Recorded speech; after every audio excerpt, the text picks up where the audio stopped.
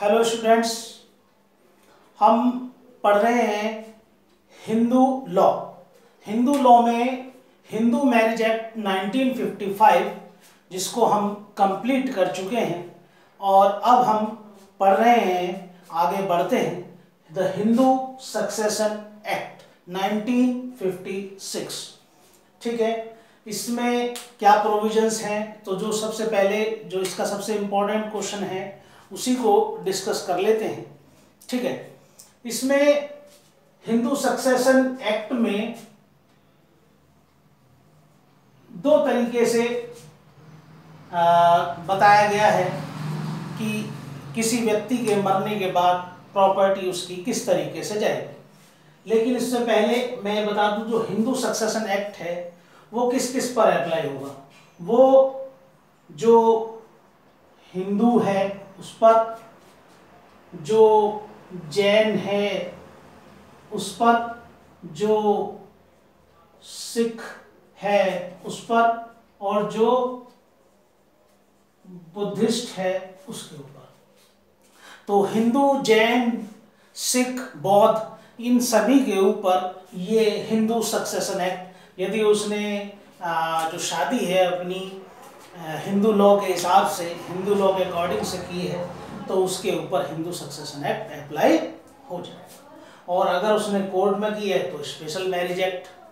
ठीक है, जो इनसे अलग, मान लीजिए मुस्लिम है तो उसके लिए द शरीयत एक्ट, वो इससे गवर्न होगा। और जो क्रिश्चियन है वो होगा क्रिश्चियन लॉ ऑफ सक्सेशन। इनसे तो हमें इनका तो अभी हमें यहाँ पे इनको तो पढ़ना नहीं है, इसको रफ कर देते हैं। हमें देखना है कि हिंदू, जैन, सिख अगर उन्होंने अपने पर्सनल लॉ के हिसाब से मैरिज की है तो उन पर हिंदू सक्सेशन एक्ट अप्लाई होगा। ठीक है, इसी को इसमें क्या व्यवस्था दी गई है, इसमें दो तरीके की वो बताता है कि 2 टाइप्स बताए गए हैं। 2 टाइप्स कौन से हैं? पहला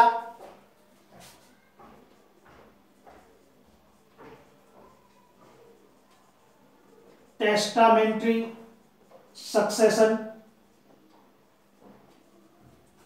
और दूसरा इंटरस्टेट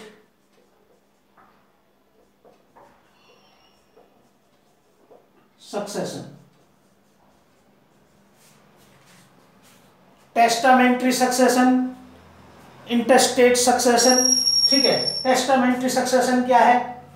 देखिए, अगर किसी व्यक्ति ने अपनी मृत्यु से पहले ये विल कर दी, विल की है, तो भाई इस विल के हिसाब से जिसने भी उसको अपना उत्तराधिकारी बनाया है उसको जो है, जिस व्यक्ति को उसने कहा है कि विल के हिसाब से उसकी संपत्ति उसी को चली जाएगी। किसी एक व्यक्ति को दी है तो उस व्यक्ति को सारी संपत्ति है, 2 या 3 व्यक्तियों को दी है तो उनको। अच्छा, इंटरस्टेट सक्सेशन, अगर उसने ये विल नहीं की और उस व्यक्ति की मृत्यु हो जाती है तो फिर इस हिंदू सक्सेशन एक्ट में कहा गया है कि इसकी जो संपत्ति है वो क्या किसको जाएगी? क्लास 1 के जो एयर्स हैं उनको ये संपत्ति चली जाएगी। क्लास 1 में जो भी एयर्स दिए गए हैं उनको ये प्रॉपर्टी दी चली जाएगी। अगर क्लास 1 में कोई भी एयर्स जीवित नहीं है तो क्लास 2 के जो एयर्स हैं उनको प्रॉपर्टी चली जाएगी। क्लास 2 में भी कोई नहीं है तो 3 क्या कहता है? एग्नेट। ठीक है, एग्नेट के पास में। चौथा, अगर एग्नेट भी नहीं है तो कॉग्नेट के पास में ये प्रॉपर्टी चली जाएगी। और अगर ये भी नहीं है तो फिर भैया ये प्रॉपर्टी किसके पास चली जाएगी, ये प्रॉपर्टी गवर्नमेंट के पास चली जाएगी। ठीक है, गवर्नमेंट के पास चली जाएगी। चलिए अब हम सबसे पहले यही देखते हैं, क्वेश्चन जो बनेगा वो इसी पे बनता है क्लास 1 कि भाई क्लास 1 में कौन कौन से एयर्स आते हैं। ठीक है, इसको देखते हैं क्या व्यवस्था दी गई है इसमें क्लास 1 में।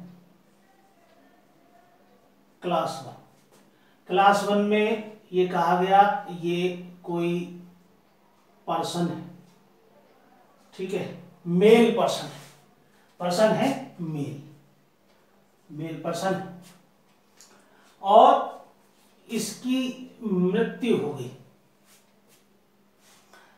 ठीक है, तो इसकी प्रॉपर्टी किसके पास जाएगी, इसकी प्रॉपर्टी जाएगी इसके अंदर जो एयर्स बताए गए हैं उनको।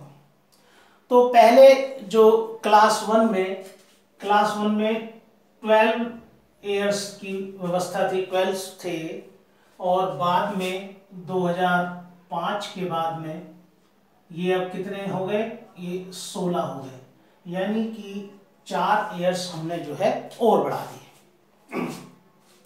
वो 4 कौन से हैं वो अभी मैं बता दूंगा। ठीक है, तो ये जो व्यक्ति है जिसकी मृत्यु हुई है, ये अपने पीछे कौन है, ये इनकी मदर है, ये है इनकी वाइफ है, ये इनको, और इनका जो सन है ये, और जो इनकी डॉटर है। ठीक,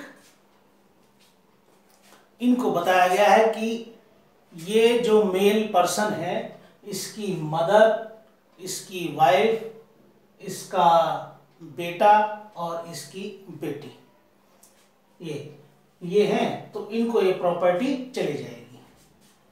मान लीजिए ये बेटा नहीं है, तो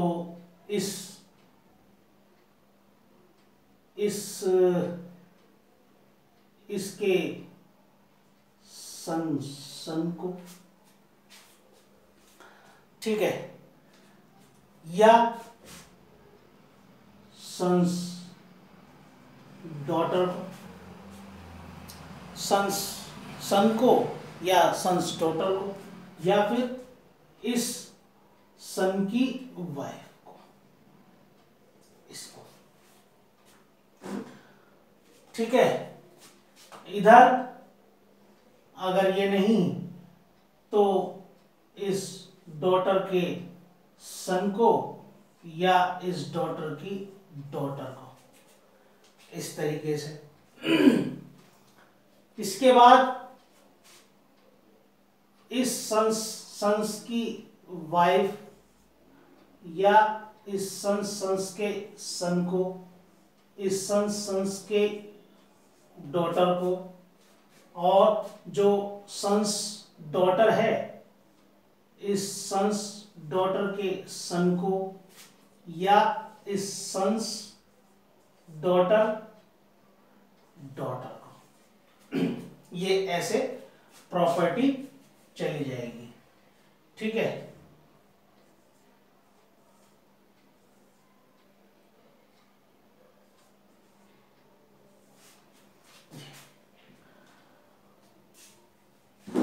ठीक।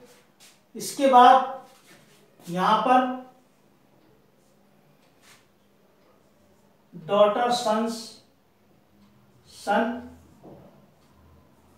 डॉटर सन्स डॉटर, और इधर डॉटर डॉटर्स, और डॉटर सन।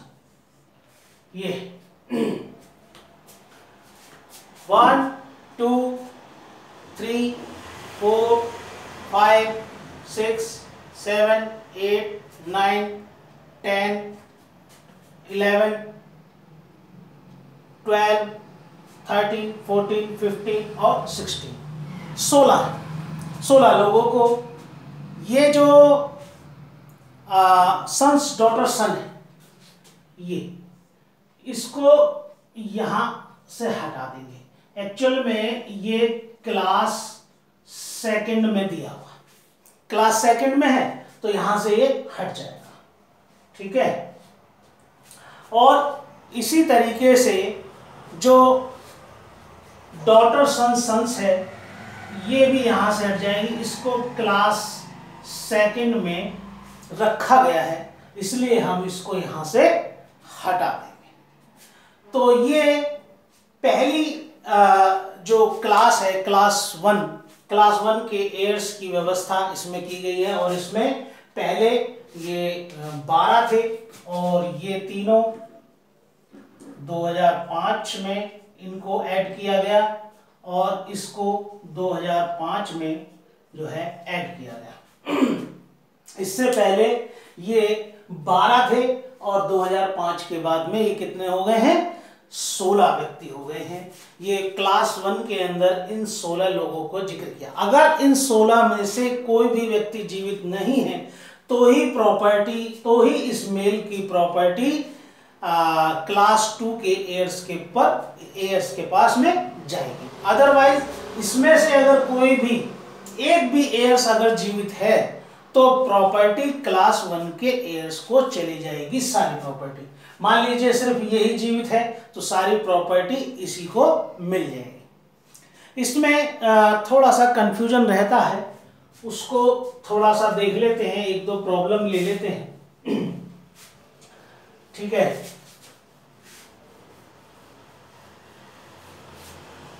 प्रॉब्लम क्या है? प्रॉब्लम ये है कि एक व्यक्ति की मृत्यु हो गई और उसने विल वगैरह नहीं की है तो उसकी प्रॉपर्टी कैसे जाएगी। मान लीजिए वो अपने पीछे अपनी मदर, अपनी वाइफ, अपना बेटा और एक बेटी छोड़ करके उसकी मृत्यु हुई है तो ये प्रॉपर्टी क्या होगी, 1/4 इसको चली जाएगी, 1/4 इसको चली जाएगी, 1/4 इसको चली जाएगी, 1/4 इसको चली जाएगी। चारों व्यक्ति जो है एक चौथा हिस्सा चारों को मिल जाएगा, ठीक है। इसी हिंदू सक्सेशन एक्ट में ये भी व्यवस्था की गई है कि 1956 से पहले अगर किसी व्यक्ति की शादी हुई है और उसको 2 बीवियां हैं, मान लीजिए इसकी 2 बीवियां हैं W1 और W2, तो इसको इन दोनों बीवियों को अलग अलग यानी कि 1/5 ना होकर के इन दोनों को 1/4 हिस्सा मिलेगा, यानी कि इसको 1/8 और इसको 1/8, ठीक है। इस तरीके से प्रॉपर्टी डिवाइड होगी। चलिए अब एक और प्रॉब्लम ले लेते हैं। उसमें क्या है कि ये जो बेटा है ये इस सन की मृत्यु हो गई इसके मरने से पहले ही, और इसके 2 बेटे हैं एस सन 1 सन 2, ठीक है।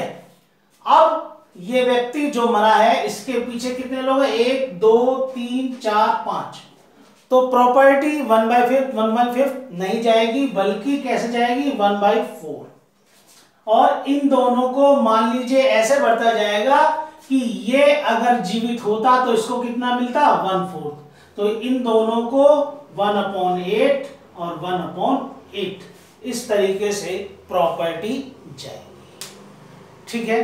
तो हिंदू सक्सेशन एक्ट का आज हमने जो है क्लास 1 को डिस्कस किया। नेक्स्ट वीडियो में हम क्लास 2 और एग्नेट कोऑर्डिनेट को डिस्कस करेंगे, ठीक है। Thank you.